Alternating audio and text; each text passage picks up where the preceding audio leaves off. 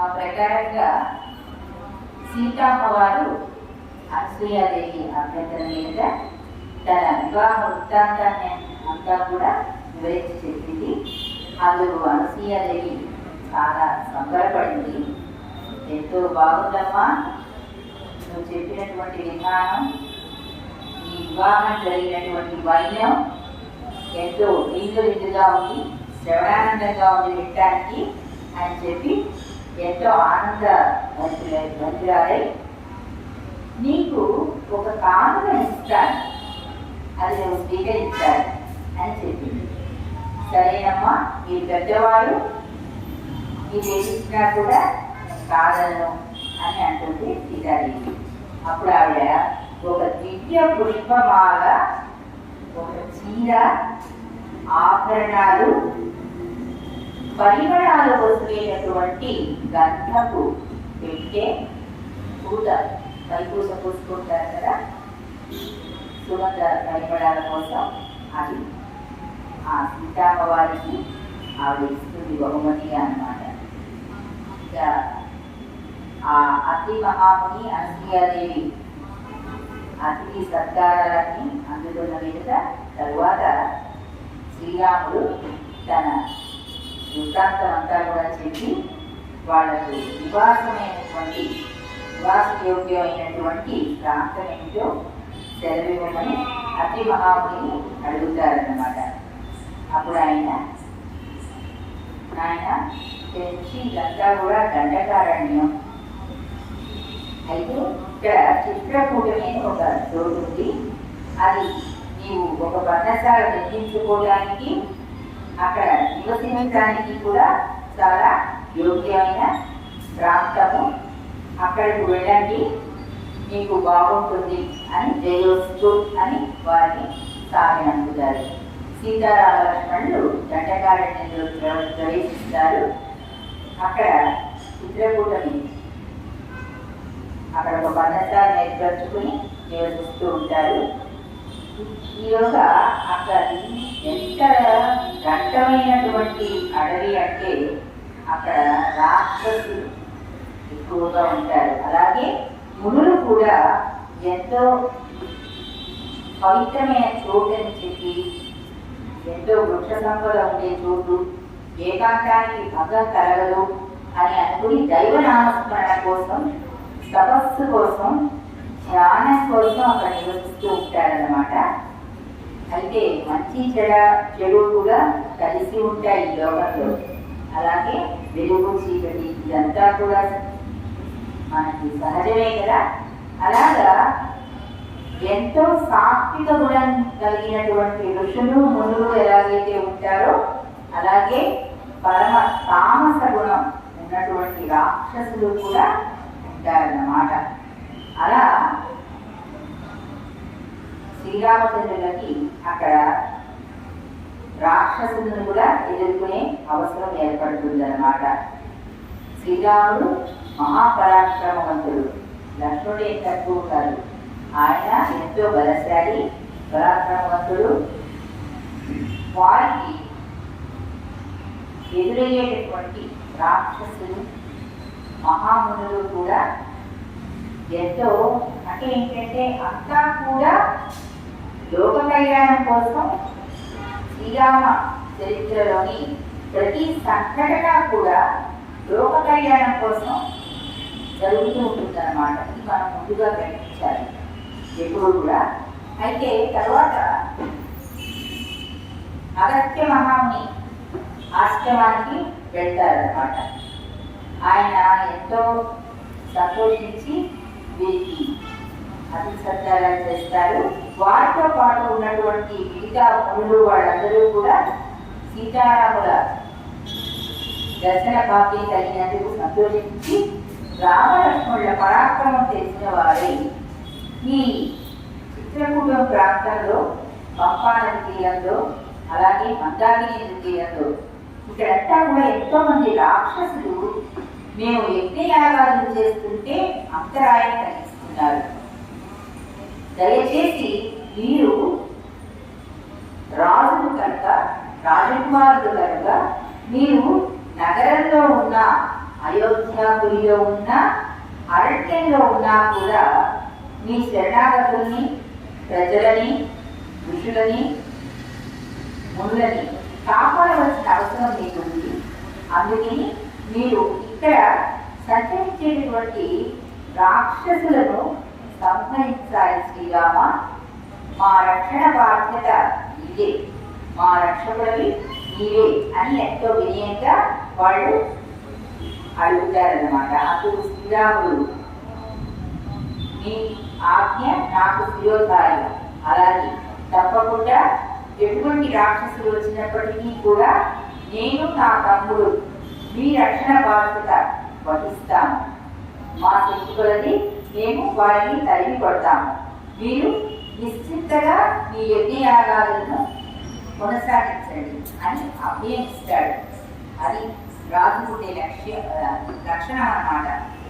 ఏంటంటే మామూలు సాధారణ ప్రజానికానికైనా, అందున మునులకైనా, ఋషులకైనా ఎంతో ఉపకారం చేయవలసిన బాధ్యత క్షత్రియుడిగా పుట్టినటువంటి ఆ రాజు అన్నమాట.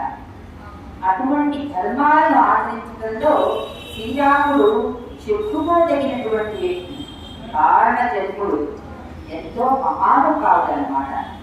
ఆ రకంగా వారి వనవాసం కొనసాగుతూ ఉంటుంది. తర్వాత ఈ అగస్త్య మహాముని ఆయనని అడగడం అన్నమాట జరుగుతుంది. స్వామి, ఇక్కడ దాదాపుగా ఈ రాక్షసులందరినీ కూడా నేను సంహరించాను, ఇక తర్వాతి మా ప్రయాణం కొనసాగిస్తామని అగస్త్య మహాముని దగ్గర సెలవు తీసుకుని, తరువాత నేను ఇంకా ప్రయాణం చేసిన తర్వాత నేను ఎక్కడ నివసించవచ్చు, అనువైన ప్రదేశం ఏంటి అని అడుగుతారు. అప్పుడు ఆయన పంచవటి తీరం, గోదావరి నది తీరంలో పంచవటి ఆశ్రమం, అది మీకు ఎంతో యోగ్యంగా ఉంటుంది, నివాస యోగ్యంగా ఉంటుంది. అది ఎంతో సుందరమైన ప్రదేశం. అక్కడి పూల చెట్లు, వనాలు, సరస్సులు, అక్కడ సంచరించేటటువంటి హంసలు, నెమళ్ళు, పశుపక్షాలన్నీ కూడా ఎంతో రమ్యంగా ఉంటాయి. అది మీకు ఇక తరువాత మీరు ఉండలేనటువంటి ప్రాంతం అని అగస్త్యుడు చెప్పగానే సీతారామ లక్ష్మణులు ఆయనకు వందనం సమర్పించి గోదావరి నది తీరాన గల ఆ వనంలో పంచవటి ఆశ్రమం వారు ఒక పర్ణశాలను నిర్మించుకుంటారు. అక్కడ నివసిస్తూ ఉంటారు. ఈలో కూడా ఇది ఇలా ఉండగా వారు అక్కడ నివసిస్తూ ఉండగా లంకాపురి మహారాజు అయినటువంటి రావణాసుడి చెల్లెలు శూర్పణఖ, ఆ రాక్షసి వనాలన్నింటినీ చూసుకుంటూ అరణ్యాల గుండా తిరుగుతూ ఈ పంచవటి ఆశ్రమానికి వస్తుందన్నమాట. అక్కడ శ్రీరామచంద్రుని చూసి రాక్షస కాబట్టి మోహించి శ్రీరాముని సమీపించి, రామ, నువ్వు ఎంతో సుందరంగా ఉన్నావు, నేను రాక్షస కన్యను, అయినప్పటికీ నేను వివాహం చేసుకోదలిచాను. నువ్వు నా ప్రార్థన మన్నించి నన్ను వివాహం చేసుకోవాల్సిందిగా కోరుతున్నాను అని అడుగుతుంది అనమాట. అందుకు రాముడు అంటాడు, నాకు ధర్మపత్ని ఉన్నది, అదిగో సీత, ఆమె నా ధర్మపత్ని, నేను ఏకపత్నిలతో నేను నిన్ను స్వీకరించలేను అని చెప్తాడనమాట. చాలా కోపంతో అడిగిపోయి అక్కడి నుంచి కొంచెం దూరంలో ఉన్నటువంటి లక్ష్మణుడి దగ్గర చేస్తుంది. లక్ష్మణుడి దగ్గరికి వెళ్ళి, ఓ లక్ష్మణ, నీవు కూడా సౌందర్యవంతుడివే, నీ అన్నగారికి నేను తక్కువ కాదు, నాకు నీ మీద మోహం కలుగుతోంది, నన్ను అనుగ్రహించు, మనము ఈ వనమంతా కూడా చక్కగా సంచరిద్దాం అని అడుగుతుంది అనమాట. అందుకు లక్ష్మణస్వామికి చాలా కోపం వస్తుంది. ఏమనుకుంటున్నావు, మేము ఎవరనుకుంటున్నావు, ఇటువంటి కళ్ళబొల్లి మాటలకు మేము లోకం అని చెప్పి ఆగ్రహావేశుడై వాడిస్తాడు. అయినా కూడా శూర్పణఖ వినదు, మొండి పట్టు పడుతుంది. దాంతో లక్ష్మణుడికి ఎంతో క్రోధం వచ్చి ఆ ముక్కు చెవులు కోసి పంపిస్తాడనమాట. అవమాన హరితురాలైనటువంటి ఆ శూర్పణఖ కేకలు పెట్టుకుంటూ భీకరంగా అరుచుకుంటూ ఆ అడవుల గుండా వెనక్కి తిరిగి వెళ్ళిపోయి తన అన్న అయిన రావణాసుని దగ్గరికి వెళ్తుందన్నమాట. అన్న, నాకు ఈ అవమానం జరిగింది. పంచవటి గోదావరి నది తీరంలో ఉన్నటువంటి పంచవటి ఆశ్రమంలో రామలక్ష్మణ్ అనే అన్నదమ్ములు ఉన్నారు. వాళ్ళు నాకు ఇలాగా అవమానించి పంపించారు. ఆ రాముడికి చక్కని భార్య కూడా ఉంది. ఆమె సీతమ్మ ఎంతో సౌందర్యవతి. నేను ఇప్పుడు నాకు జరిగిన అవమానంతో పగతో రగిలిపోతున్నాను. అన్నా, నువ్వు నా పగను తీర్చగల సమర్థుడివి. నువ్వు వెళ్ళి సీతను అపహరించి తెచ్చుకుని నీ భార్యగా చేసుకో. ఆమె ఎంతో సౌందర్యవతి, నువ్వు సుఖపడతావు. ఇలా అనుచితంగా మాట్లాడటం మొదలెట్టింది. అంతేకాదు, నువ్వు వెళ్ళి రామలక్ష్మణుడితో యుద్ధం చెయ్యి, నా పగ తీర్చు అని అన్నయ్యని శరణ కోరుకుంటుంది. అప్పుడు రావణాసురుడు ఇప్పుడైపోతాడనమాట. ఉగ్రరూపం దాలుస్తాడు. ఏమిటి, నీకు ఇంత అవమానం చేసినటువంటి ఆ రామలక్ష్మణుని నేను వదులుతానా? వదలను. సరే, నీ కోరిక ప్రకారం నేను వెళ్తాను. నాకు పరస్త్రీ వ్యామోహం ఉన్నా లేకపోయినా ఇంటూ అవమానపరిచినటువంటి ఆ రామలక్ష్మణుని నేను బుద్ధి చెప్పి వస్తాను అని చెప్పి బయలుదేరతాడు.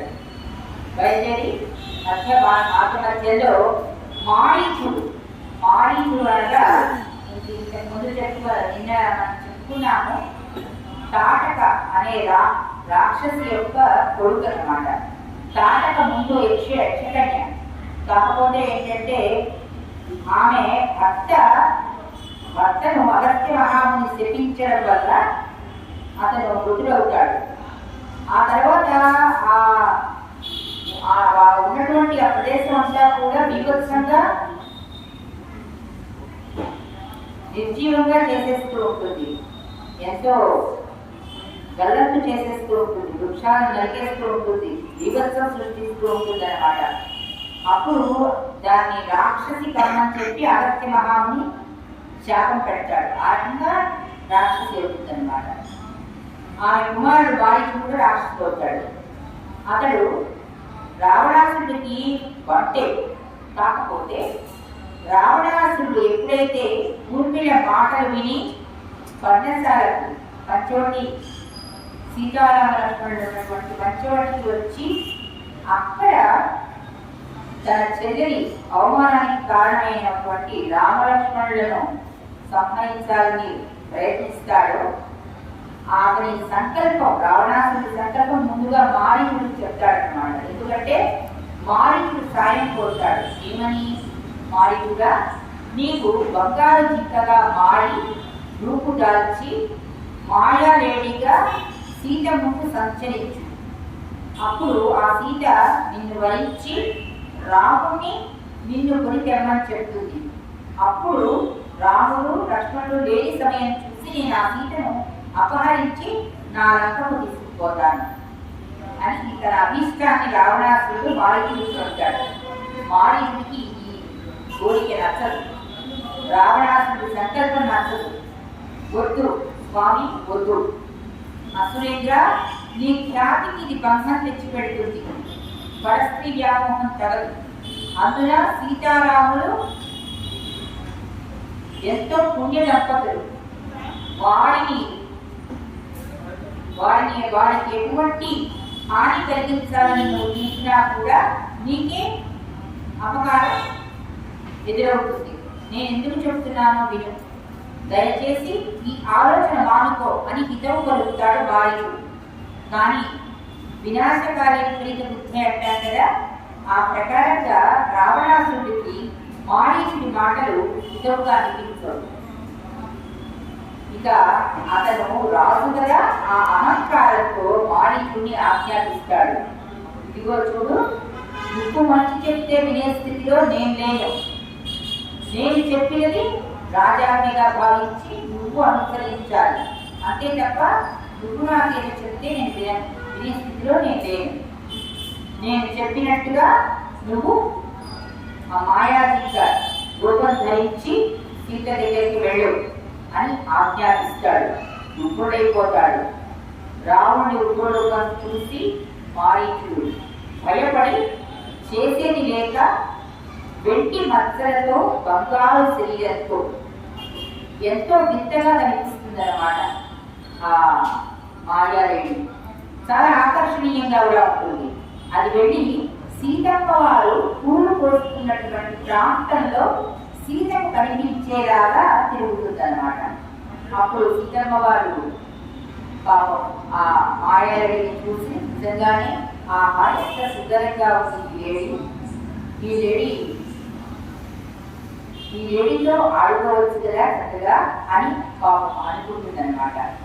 ఎవరికైనా ఆడవారికి ఏదైనా కోరిక కలిగితే భర్తని అడుగుతారు అనమాట, ఏమని ఆ కోరిక తీర్చమని. అలాగే ధర్మబద్ధంగానే తన భర్త అయిన శ్రీరాముని ఆ చింత చూడండి ఎంత బాగుందో, చూడటానికి చాలా ముచ్చటగా ఉంది కదా, నాకు ఆ చింతను తెచ్చిపెట్టరు అని ఎంతో గోపుగా అడుగుతుంది. భార్య అంత ముచ్చటగా పడి ఏదైనా అడిగితే ఏమంతా కూడా కాదనలేడు. అందుకని శ్రీరాముడు అలాగే సీత నీ కోరిక నేను నెరవేరుస్తాను, అవును నువ్వు చెప్పినట్టు ఆ చింత చాలా బాగుంది అని చెప్పి ఆ చింతను పట్టుకోవడానికని విల్లు తీసుకుని బయలుదేరతాడు అనమాట. ఆ మాయాదేవి కదా రాముడికి అందకుండా అందనట్టుగా ఆ అడవుల కూడా వనాల కూడా పరిగెడుతూ ఉంటుంది. రాముడికి దాని వెంట పరిగెత్తాల్సి వస్తుంది. అలా వెళ్తూ ఉంటాడు రాముడు. ఆ తర్వాత ఎంతసేపటికి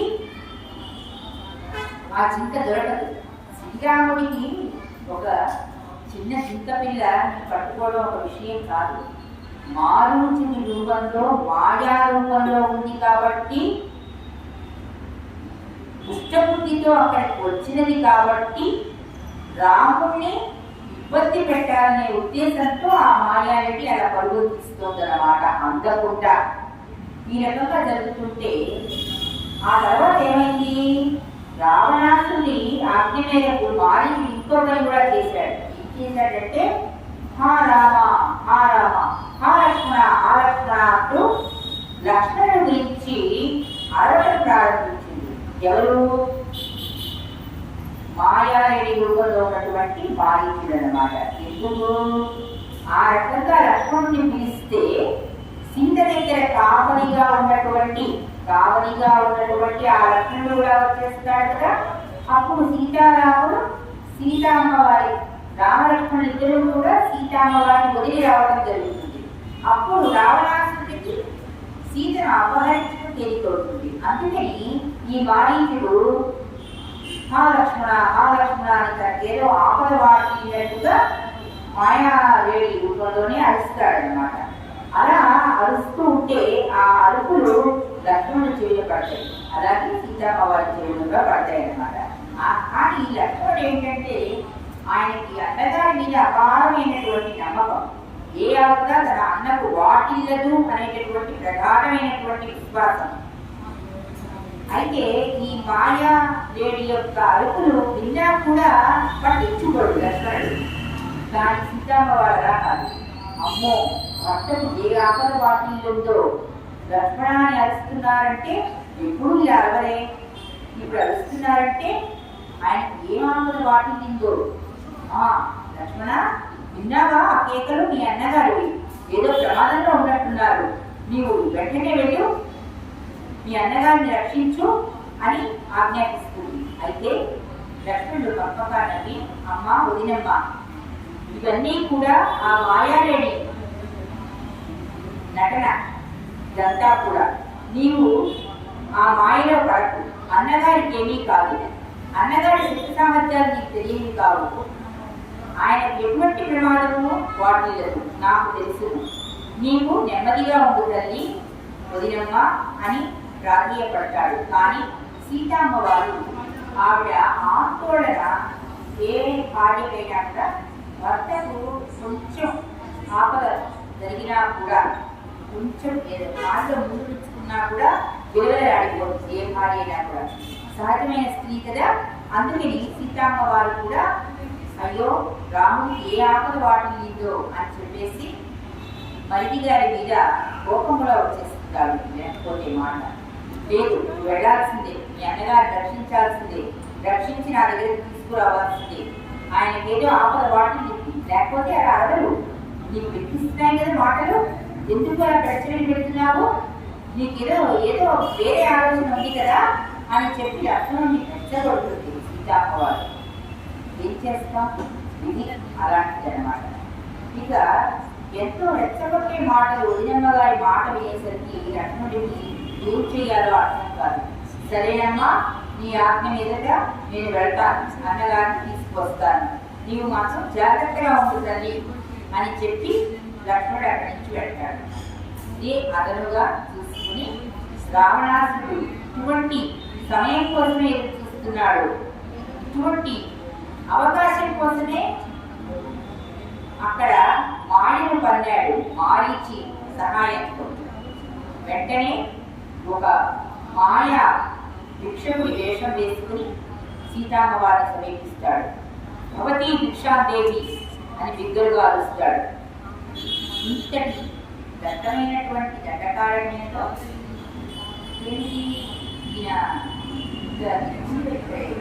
పెద్దగా మనుషులు ఎవరు ఉండరే, అటువంటి ఇక్కడ భిక్షాటన కోసం ఒక భిక్షుకుడు వచ్చాడే, సరే నా దగ్గర నా శక్తి కొలది అసలుకి పెడతాను అని చెప్పి ఆవిడ నా దగ్గర ఉన్నటువంటి ఆహార పదార్థాలు తీసుకుని ద్వారంలోకి వస్తుంది అనమాట.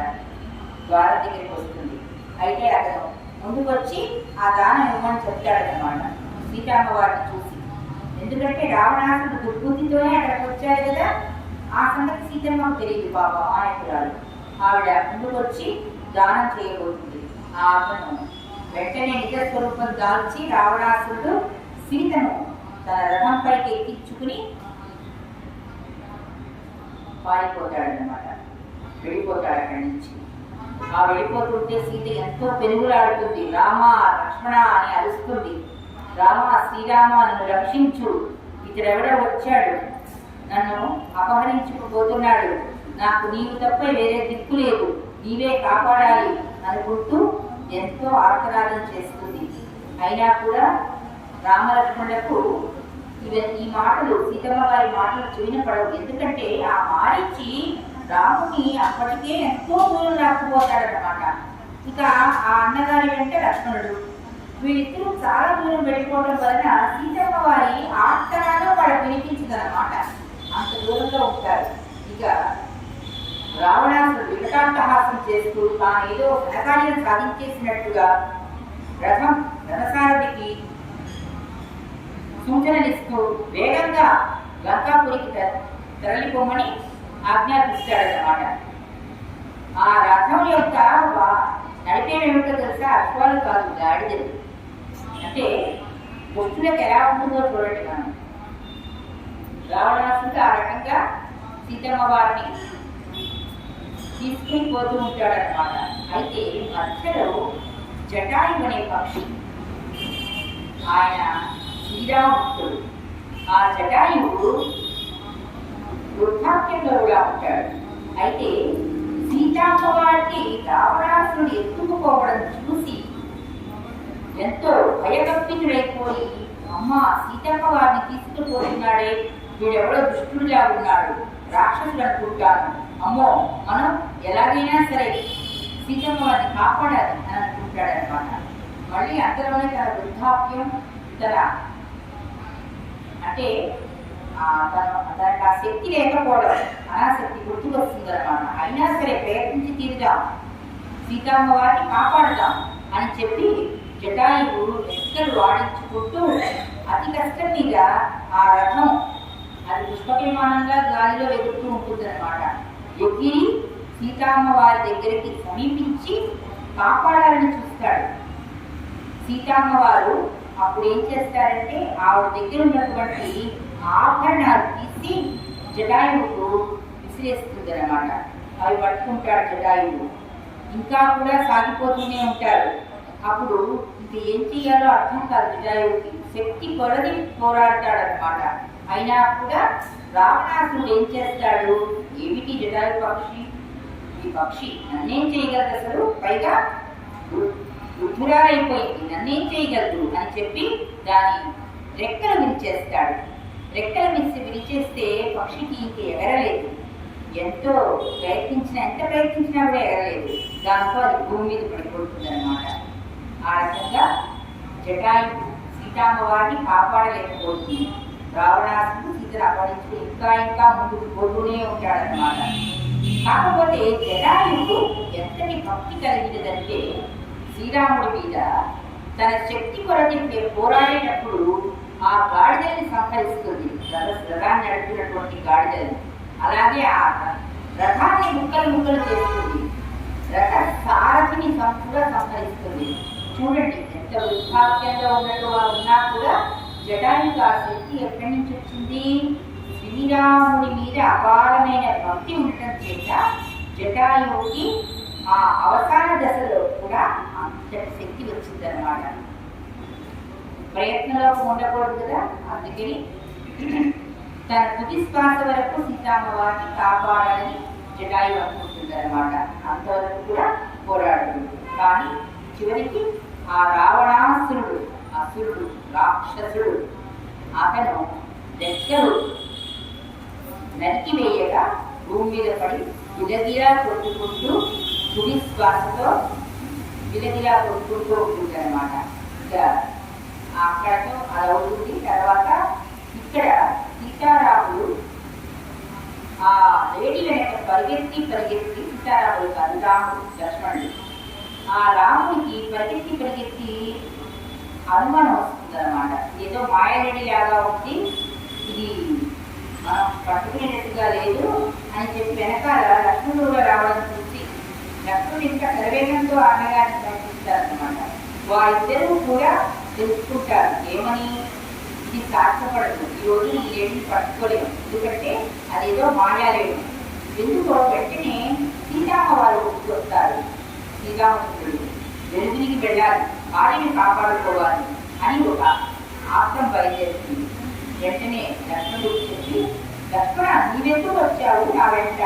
నిన్ను ఒడిగాడికి కాపలా ఉండమని చెప్పాను కదా, నువ్వు నాతో ఎందుకు వచ్చావు అని అంటే లక్ష్మణుడు చెప్తాడు, అన్న ఈ రకంగా నా కలుపు వినిపించాలి, గొడిజమ్మ గారికి వినిపించాలి.